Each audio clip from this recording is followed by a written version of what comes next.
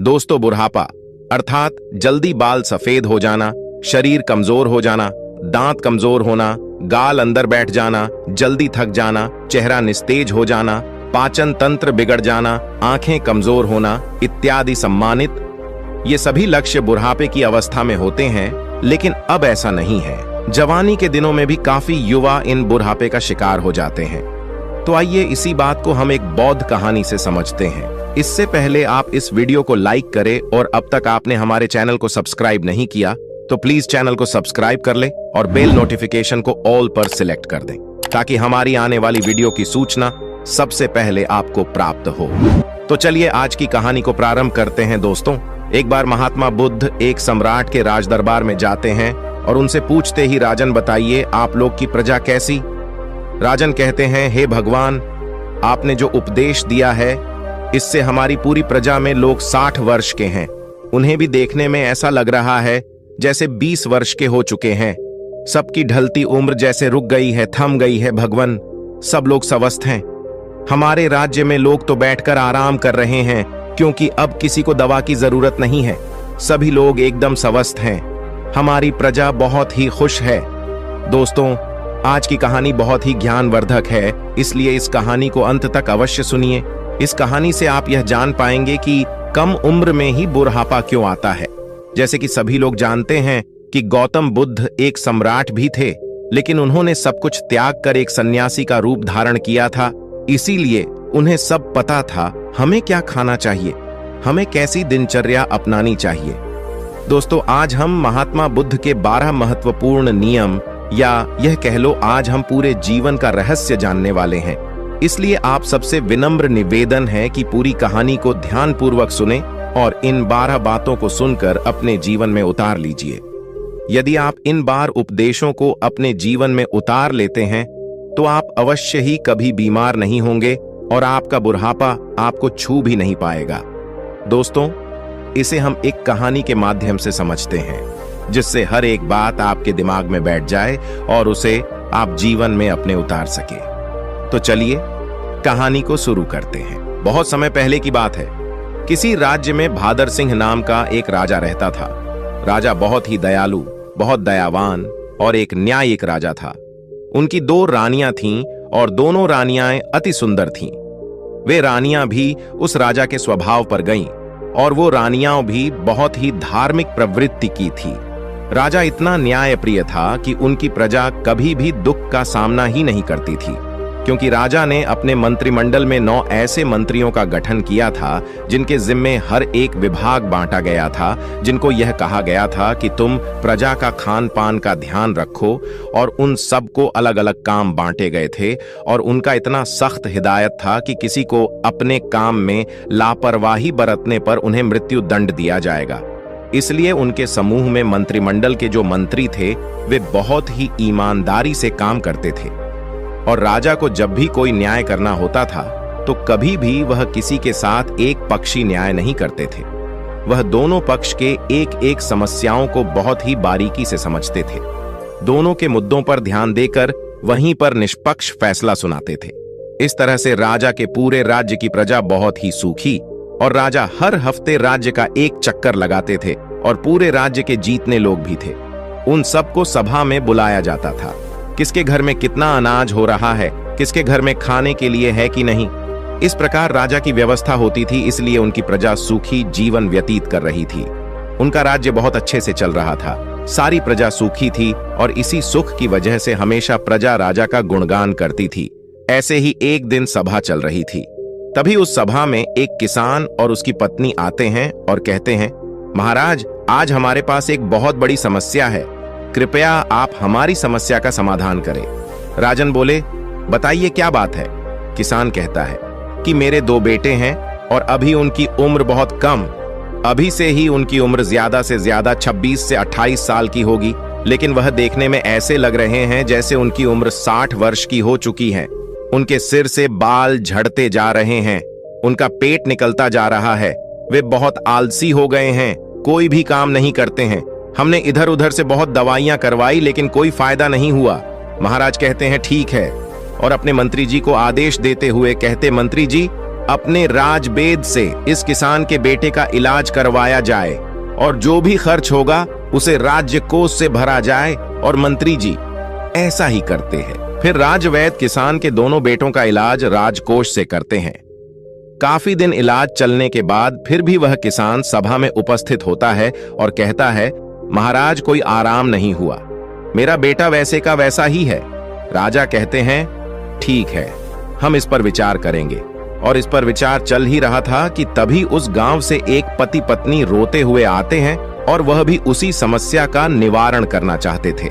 फिर धीरे धीरे सवाल चल ही रहा था कि एक एक करके पूरे गांव के आधे से ज्यादा लोग वहां आ गए।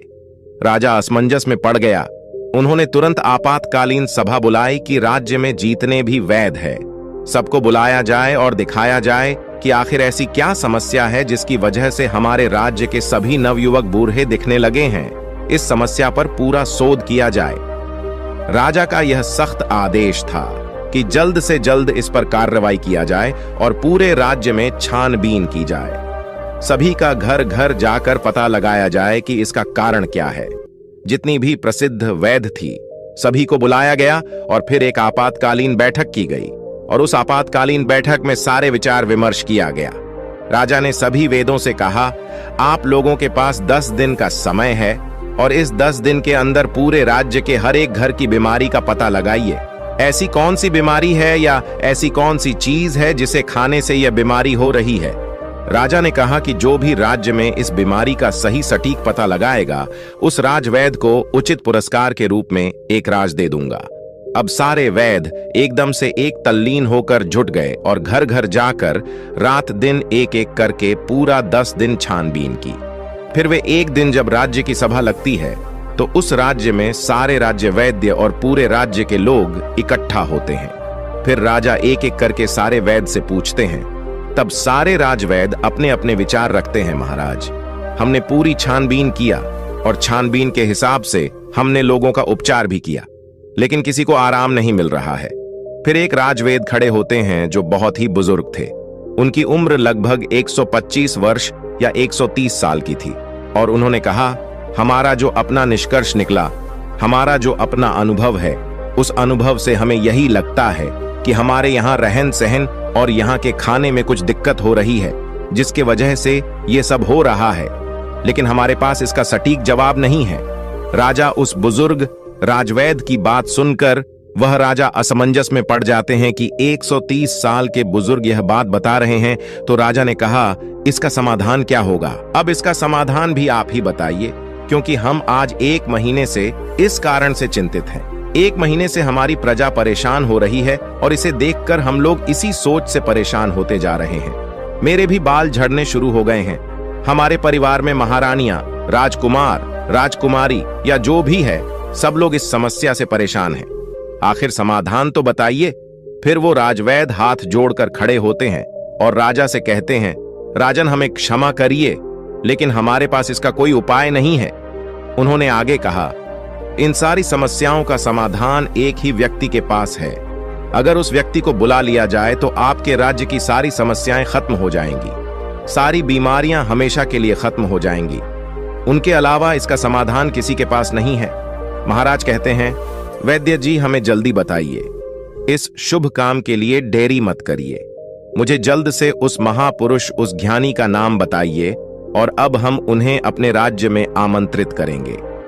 वो राजनीतिज्ञ कहते हैं, क्षमा करें महाराज, हमें उनका पता नहीं है कि वो कहां रहते हैं, लेकिन उनका किसी राज्य में उपदेश अवश्य चल रहा होगा। कृपया आप अपने सैनिकों को सारे राज्य में भेज करके पता लगाए कि महात्मा बुद्ध किस राज्य में हैं, कहां पर है, कहां पर उनका उपदेश चल रहा है।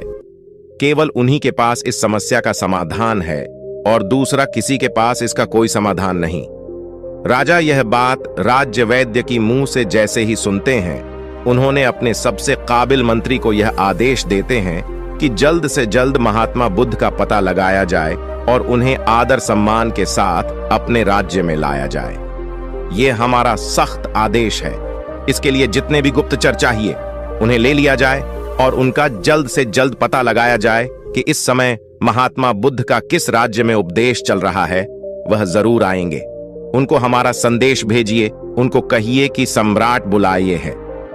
अगर वो नहीं आते तो आप मुझे बताइए, मैं स्वयं अपनी समस्याओं को लेकर उनके पास जाऊंगा। और सारे मंत्री तुरंत चारों दिशा में फैल जाते हैं और काफी अथक प्रयास करने के बाद, काफी मेहनत करने के बाद यह पता चलता है कि महात्मा बुद्ध काफी दूर राजनीतिक उपदेश दे रहे हैं। मंत्री वहां जाते हैं और बुद्ध को प्रणाम करते हैं और कहते हैं, भगवान आपको हमारे राजा ने बुलाया है। हमारे राज्य पे बहुत बड़ी बीमारी आ गई है, कृपया आप हमारे साथ चलने की कृपा करें।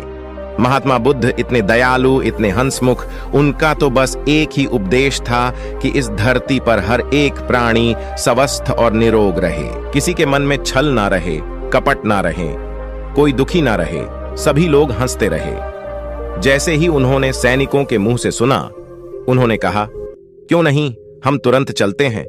और महात्मा बुद्ध उस मंत्री के साथ राज्य में आने के लिए तैयार हो गए और उनके साथ जो उनके शिष्य थे वो भी आते हैं। राजा महात्मा बुद्ध का दरबार में स्वागत करते हैं। उन्हें प्रणाम करते हुए सादर आमंत्रित किया जाता है और फिर वह राजा महात्मा बुद्ध से कहते हैं, भगवान हमारी बड़ी ही हंसमुख प्रजा है, सुखी है, लेकिन आज उनके ऊपर बहुत बड़ी विपत्ति आ गई है। जब इनके ऊपर विपत्ति आ गई है तो मान लीजिए कि हमारे ऊपर ही विपत्ति आ गई है। ये प्रजा नहीं है, ये हमारे परिवार के सदस्य हैं। कृपया आप इन सभी की समस्याओं का समाधान कीजिए। महात्मा बुद्ध राजा की तो पहले ही प्रशंसा सुन चुके थे। राजा की सोच और विचार से महात्मा बहुत प्रभावित हुई और मुस्कुराते हैं और राजा से कहते हैं, क्यों नहीं, ये तो कुछ नहीं है, सब ठीक हो जाएगा। इस समस्याओं को सारे लोग स्वयं पाल रखे हैं। ऐसी बात सुनकर राजा मुस्कुराते हैं और कहते हैं, भगवान इतनी बड़ी समस्या है और आप कह रहे हैं कोई समस्या नहीं है। फिर राजा ने कहा, ठीक है गुरुवर, जैसे भी हो आप हमारे प्रजा को ठीक कर दीजिए। महात्मा बुद्ध के सामने एक शिष्य खड़ा था। महात्मा बुद्ध उस शिष्य की तरफ इशारा करते हैं तो शिष्य कहता है, राजन हमें आपके राज्य में एक ऐसा खुला स्थान दीजिए जहां पर राज्य के सभी लोग एकत्रित हो सके, जहां का खुला वातावरण हो, जहां प्राकृतिक धूप आती हो, जहां प्राकृतिक हवा हो, सुनहरा माहौल। वहां पर कल प्रातः 4:09 बजे लोगों का उपचार किया जाएगा। लेकिन लोगों को उपचार देने से पहले आप अपने राज्य में ऐसा आदेश लागू कर दीजिए, उस स्थान पर आपके पूरे राज्य के सभी लोग और आप खुद भी उस स्थान पर उपस्थित हों। सभी लोगों को कल से उपदेश देना शुरू हो जाएगा और यह उपदेश 12 दिन तक चलेगा। 12 दिन एक एक करके उपदेश दिया जाएगा और इन 12 दिनों में आपकी पूरी प्रजा स्वस्थ हो जाएगी। राजा शिष्य के मुंह से यह बात सुनकर बड़े खुश होते हैं। सिर्फ 12 दिन में राजा कहते हैं, ठीक है, जो भी खर्च आएगा वो सारे हमारे राजकोष से दिया जाएगा। फिर वो शिष्य कहता है, कोई खर्चा नहीं आएगा महाराज, आप निश्चिंत रहिए। आप सिर्फ अपनी प्रजा से यह सख्त आदेश करवा दीजिए कि 4 बजे वहां उठकर नहीं आएंगे, उसे दंड दिया जाएगा। राजा यह आदेश लागू कर दिए और बोले, कल सुबह सबको वहां आना है। राजा ने एक बहुत बढ़िया सा स्थान निर्धारित किया और कहा कि कल पूरी प्रजा उसी स्थान पर आएगी, हम भी आएंगे और वहां पर महात्मा बुद्ध के विचार सुनेंगे और जैसे जैसे महात्मा बुद्ध कहेंगे उनका पालन किया जाएगा और हमारे सारे गुप्तचर सबके घरों पर निगरानी रखेंगे। जो भी उपदेश का पालन नहीं करेगा उसे सभा में दंडित किया जाएगा। यह सारी बातें घोषित करने के बाद पूरे प्रजा राजा को प्रणाम करती हैं और कहते हैं, नहीं महाराज, हम सभी लोग वहां उपस्थित अवश्य होंगे। महात्मा बुद्ध को सभी लोग प्रणाम करते हैं और वहां से चले जाते हैं। उस दिन की सभा वहां पर स्थगित कर दी गई और अगले दिन महात्मा बुद्ध का प्रवचन होने वाला ही था। सबके सब 4 बजे महात्मा बुद्ध का प्रवचन सुनने के लिए पहुंच जाते हैं। फिर महात्मा बुद्ध सभा में अपने शिष्य को इशारा करते हुए कहते हैं कि लोगों को बताओ। उनका शिष्य अपने स्थान पर से खड़ा होता है और कहता है, कल से पूरे राज्य के लोग सुबह 4 बजे ब्रह्म मुहूर्त जब शुरू होगा उसी समय उठने के बाद 2 से 3 गिलास गुनगुना पानी करना है और उस गुनगुने पानी को मिट्टी के बर्तन में घूंट घूंट करके पीना है। जो इसका अनुसरण नहीं करेगा उसे आराम नहीं होगा। यह महात्मा बुद्ध का पहला उपदेश था। इस पहला उपदेश का पालन करना है और कल दूसरा उपदेश दिया जाएगा। कल इस उपदेश का सभी लोग पालन करके आएंगे और सभा वहीं पर समाप्त होती है। फिर अगले दिन सभी लोग समय से वहां उपस्थित हो जाते हैं। सभी लोगों से महात्मा बुद्ध किसी से पूछते हैं कि क्या हुआ, कितने लोग पालन किए। सभी लोगों ने हाथ उठाया और सभी लोगों ने कहा, हमने इसका पालन किया है और आज हमें बहुत आराम मिला है। हमारा पेट बहुत अच्छे से साफ हुआ, शरीर बिल्कुल हल्का हल्का लग रहा है और हम बिल्कुल स्वस्थ लग रहे हैं। फिर महात्मा बुद्ध शिष्य से कहते हैं, तब शिष्य कहता है, अब दूसरा उपदेश यह है कि सबको टहलने चलना है और चलना कितना है, 2 से 3 किलोमीटर। उसमें जो बच्चे हैं, नौजवान हैं, वह दौड़ेंगे और जो सामान्य लोग हैं, जो 40 से 50 की उम्र की हैं, वह तेज चलेंगे और वे 1 सेकंड में 1 कदम 1 मिनट में 60 कदम चलेंगे और दौड़ सकेंगे तो दौड़ेंगे। बहुत तेजी से नहीं दौड़ना है, बस अपनी क्षमता के अनुसार 2 से 3 किलोमीटर तक ही चलना है। वह दूसरे दिन का उपदेश था। अगले दिन फिर से सभा शुरू होती है, फिर से सभा लगती है। फिर से सभा में वह पूछता है सभी लोगों से, आप लोगों ने पहले 2 दिन का पालन किया? सभी लोगों ने अपने हाथ उठाकर सहमति जताई। शिष्य पूछता है कि आप लोगों को कैसा लग रहा है? तब वे कहते हैं, गुरुवर, हमको कोई बीमारी नहीं है, ऐसा लग रहा है। फिर से शिष्य कहता है, अब सब लोग योग करें। प्राणायाम अपने हिसाब से सभी लोग प्राणायाम, जिसमें अनुलोम विलोम शामिल होगा। अनुलोम विलोम कैसे किया जाता है? अनुलोम विलोम कैसे किया जाता है? सूर्य प्राणायाम कैसे किया जाता है? यह सब उस शिष्य ने सभी को बताया और कहा, सभी लोग को कम से कम 30 मिनट से लेकर 45 मिनट तक इसे रोजाना करना है। और उस दिन की सभा भी समाप्त हो गई। अगले दिन फिर सभा लगी और उस सभा में सारे लोग उपस्थित हुए और उस उपस्थिति के बाद सबसे दिनचर्या पूछी जाती है, किसने कितना अनुसरण किया? सबने कहा, अब तो हमको ऐसा लग रहा है हमको जैसे कोई बीमारी ही नहीं है, कोई अलार्म नहीं लगाना पड़ता, हमें जगाना ही नहीं पड़ता। 4 बजे अपने आप हमारी आंखें खुल जाती हैं। यह सुनकर महाराज बहुत खुश हुए। इतना बड़ा चमत्कार, बिना किसी पैसे की हमारी प्रजाएं ठीक हो रही है। राजा तुरंत खुश होकर महात्मा बुद्ध को प्रणाम करते हैं और उनसे कहते हैं, आप हमारे ही राज्य में रहिए, भगवान यहां से मत जाइए। महात्मा बुद्ध मुस्कुराते हैं क्योंकि उनका तो काम ही है हमेशा हंसते रहना, क्योंकि वो चिंता नहीं करते थे। फिर वो कहते हैं, अब सभी लोग प्राणायाम, योग सब कुछ जान गए हो। अब सब लोग को अगले काम जो करना है वो ये है कि सभी लोगों को 300 ग्राम सेब खाने हैं। इससे ज्यादा भी खा सकते हैं लेकिन कम नहीं। उसके बाद सभी लोग अपना अपना काम करेंगे और उस दिन का भी ज्ञान समाप्त हुआ। सभा निष्कासित हुई। फिर अगले दिन सभी लोग आते हैं और सबसे पूछा जाता है कि किसको कितना आराम हुआ। सभी लोग कहते हैं, हम तो पूर्ण रूपेण ठीक हो गए। फिर से शिष्य कहता है, नहीं, अभी तो बाकी है, अभी तो आधा नियम और करना है। जब आप पूरे नियम का अनुसरण कर लोगे तब आपको कोई बीमारी नहीं आएगी, बुढ़ापा छूमंतर हो जाएगा, बुढ़ापा पास भी नहीं आएगा, मर्दाना ताकत बरकरार रहेगा, हमारे महात्मा बुद्ध की तरह चेहरे पर चमक बनी रहेगी। फिर वे कहते हैं, अगला उपदेश क्या है ये सुनिए, कल से सुबह 7-8 बजे तक सबको सेब खा लेना। फिर वो शिष्य अगला उपदेश सुनाते हुए कहते हैं, मान लीजिए सबने 7-8 बजे तक सेब खा लिया।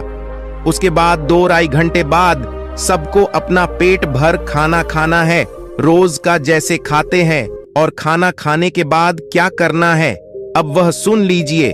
खाना खाने के बाद सबको रोटी खाना है, मल्टीग्रेन रोटी यानी कि मिक्स रोटी। वो कहते हैं कि उसमें गेहूं नहीं होगी, गेहूं अच्छी चीज नहीं है, उसमें बाजरा, मक्का, चना, इन 3 चीजों की सबको रोटी बनाना है और सबकी थाली में इसकी रोटी होगी और 1-1 कटोरी दाल होगी, उसमें देसी घी और 1 कटोरी मिक्स सब्जी का साग होगा। वह सीजन के हिसाब से होगा। सीजन वाली सब्जी अच्छी होती है, वही खाने योग्य होती है। बिना सीजन वाली सब्जी नहीं खाना है। बिना सीजन वाली सब्जी स्टोर रूम में स्टोर की हुई रहती है, जो कि काफी दिनों से रखी होती है। और खाना खाने के 30 मिनट बाद सभी को 1-1 कटोरी दही खाना है। यदि खाने में आप यह भी शामिल करते हैं तो जब आपका खाना खाने के आधा घंटे बाद दही में गुड़ डालकर खाएंगे तो आपका खाना बड़ी आसानी से बच जाएगा। फिर से शिष्य ने कहा, यह आज का उपदेश था, समाप्त हुआ और कल सभी लोग इसका अनुसरण करके आएंगे और सब लोग खुशी खुशी अपने घर को जाते हैं। जैसे उपदेश से बताया गया था ठीक उसी प्रकार सभी लोग उसका पालन करते हैं। फिर अगले दिन की सभा होती है और सारे लोग सभा में उपस्थित होते हैं। सबसे पूछा जाता है कि किसको कितना आराम हुआ। तब लोग कहते हैं, भगवान हमको तो कुछ बीमारी ही नहीं है, हम तो पूर्ण रूप से ठीक हो गए, हमको तो लगता ही नहीं है कि हम कभी बीमार हुए थे। महाराज और खुश हो गए। वह कहते हैं, यह तो खाना ही खाने से सब लोग ठीक हो गए, खाने से सबकी बीमारियां ठीक हो गईं। धीरे धीरे लग रहा था जैसे कि सबका मोटापा भी अपने आप चला गया। फिर वो कहता है, रुकिए, अभी तो कुछ और बाकी है, आगे का सुनिए। सबसे पहले वो शिष्य बताता है कि आप लोग यह भी ध्यान रखें कि खाना और पीना दोनों एक साथ ना करिए। जैसे खाना निगलते वक्त आपको दिक्कत हो रही है, थोड़ा सा एक घूंट पानी बीच में पी सकते हैं, परंतु इकट्ठा पानी एक गिलास नहीं पीना है। खाना खाने के 1 घंटे बाद ही पूरी तरह से आप जितना चाहे पानी पी सकते हैं। अब जैसे सब लोगों ने 10 या 11 बजे तक खाना खा लिया, अब सबको भूख पुनः लगेगी तो 4 या 5 बजे आप सबको एक प्लेट सलाद लेनी है और सबको सलाद अपने वजन के हिसाब से लेना है। जैसे 50 किलो का वजन है तो उसको परसेंट के हिसाब से लेना है। जैसे 60 किलो है तो 300 ग्राम, किसी का 70 किलो है तो 350 ग्राम, किसी का 80 किलो वजन है तो 400 ग्राम सलाद अवश्य लें। उस सलाद में क्या होगा? सलाद में होगा गाजर, चुकंदर, मूली, टमाटर और 1 टुकड़ा अदरक होगा। 3 से 4 लहसुन की कलियां होंगी और स्वाद के लिए आप उसमें काला नमक या भुना हुआ जीरा भी डाल सकते हैं। सलाद लेने के पहले कुछ भी खाना पीना नहीं है, जैसा कि पहले ही बता दिया है। उसको फॉलो करिए और अगले दिन आइए। उस दिन की सभा समाप्त होती है, सभी लोग अपने घर चले जाते हैं और जैसी जैसी वह नियम बताए गए थे सब लोग उसका पालन करते हैं। फिर अगले दिन सभा में सबसे पूछा जाता है कि आप लोगों को कैसा लग रहा है, आपका शरीर कैसा अनुभव कर रहा है। सभी लोगों के चेहरे पर मुस्कान और सबका चेहरा एक तेज की तरह चमक रहा था। ऐसा लग रहा था जैसे उनकी ढलती उम्र थम सी गई हो। फिर राजा बद्धे प्रसन्न होते हैं। फिर राजा महात्मा बुद्ध के चरण में जाकर प्रणाम करते हैं और कहते हैं, धन्य है भगवान, आपने तो सबको खाने से ही ठीक कर दिया। तब उसने कहा, महाराज रुकिए, अभी तो सारे उपदेश बाकी हैं। अभी जब मैं पूरा उपदेश बता दूंगा तब हमारे भगवान की तरह कोई बीमारी नहीं होगा, कभी किसी को बुढ़ापा नहीं आएगा। राजा कहते हैं, जल्दी बताइए गुरुवर, जल्दी बताइए, हमें सारी चीजें सुननी है। मैं भी महसूस कर पा रहा हूं कि जैसे मुझे भी कोई बीमारी नहीं है। मैं अब 16 वर्ष का हूं। फिर वे बताते हैं, अब रात में क्या करना है। सबका खाना जो रात का है, सूर्य डूबने से पहले सब लोग को खाना खा लेना है, क्योंकि जब हमारे पेट पर सूर्य की रोशनी पड़ती है तो उस पर हमारा पेट में हमारा अन्नाशय ज्यादा काम करता है। जब धीरे धीरे सूर्य की रोशनी कम होने लगती है तो हमारा अन्नाशय काम करना बंद कर देती है। इसीलिए आर्षि मुनि लोग सूर्य डूबने से 1 घंटे पहले खाना खा लेते थे। इसके 2 फायदे हैं। जब आप सूरज डूबने से पहले खाना खा लेंगे तो आपका सारा खाना पचना शुरू हो जाएगा, और जब आप सोने जाएंगे तो 3 या 4 घंटे में आपका सारा खाना पूर्ण रूप से पच जाएगा। इसके फायदे, एक तो आपको नींद बढ़िया आएगा, और अगर आप लेट खाना खाते हैं तो अपने जीवन को बिगाड़ लेते हैं तो उससे आपको जल्दी नींद नहीं आएगी। आपके पेट में अच्छे से खाना पचेगा नहीं, इससे आपको गैस बनेगा। इसलिए आपको सूर्यास्त के 1 घंटे पहले रात का खाना खा लेना है। और खाने में क्या क्या लेना है वह है मल्टीग्रेन, रोटी साग सब्जी सीजन के हिसाब से 2 चीज और खाना है। कितना खाना है? नाम मात्र, यानी कि हल्का खाना खाना है, जैसे लगी कि आपने खाना नहीं खाया है। फिर उसके 1 घंटे बाद आपको 1 गिलास दूध पीना है, उसमें 3 ग्राम हल्दी डाल देना है। हल्दी शुद्ध घर का होना चाहिए, बाजार का नहीं। उसे उबालें और जब ठंडा हो जाए फिर उसको पीना है। हल्दी वाला दूध आपकी सारी बीमारी को नाश कर देता है, यही इतना शक्तिशाली होता है। अब सारे लोग इसका पालन करेंगे और उसका अनुसरण करेंगे। इसके बाद दूध पीने के तुरंत बाद सोने नहीं जाना है। दूध पीने के 1-2 घंटे बाद ही सोना है, और आपको रात 10 बजे तक सो जाना है। जब आप 10 बजे सो जाएंगे तो आपको बहुत अच्छी नींद आएगी, आपके सारे खाने पच जाएंगे। जब आपको अच्छी नींद आएगी तो 4 बजे सुबह अपने आप आपकी नींद खुल जाएंगी। आपको कोई तनाव नहीं होगा, कोई बीमारी नहीं रहेंगी। अंत में शीर्षक कहते हैं, ध्यान से सुनिए, सबको वर्तमान में जीना है, सबको बच्चों की तरह जिंदगी जीना है। जैसे छोटे बच्चे को कोई टेंशन नहीं होता कि उनकी मम्मी का पड़ोसी से झगड़ा हो रहा है, उन्हें उससे कोई मतलब नहीं होता है। मेरे घर में खाना है या नहीं। छोटे बच्चों को जो खाना मिल जाता है वह उसे खाकर अपने आप खेलते रहते हैं, सिर्फ उनका पेट भरा रहे। अगर उसका पेट भरा रहता है तो उसे कोई मतलब नहीं है। इसीलिए आप सभी अपने वर्तमान में जिएं। भूत भविष्य की चिंता बिल्कुल मत करिए। आज हमारे साथ जो है उसमें खुश रहिए। भविष्य में क्या होगा, भूत में क्या बीत गया, उसकी चिंता मत करिए।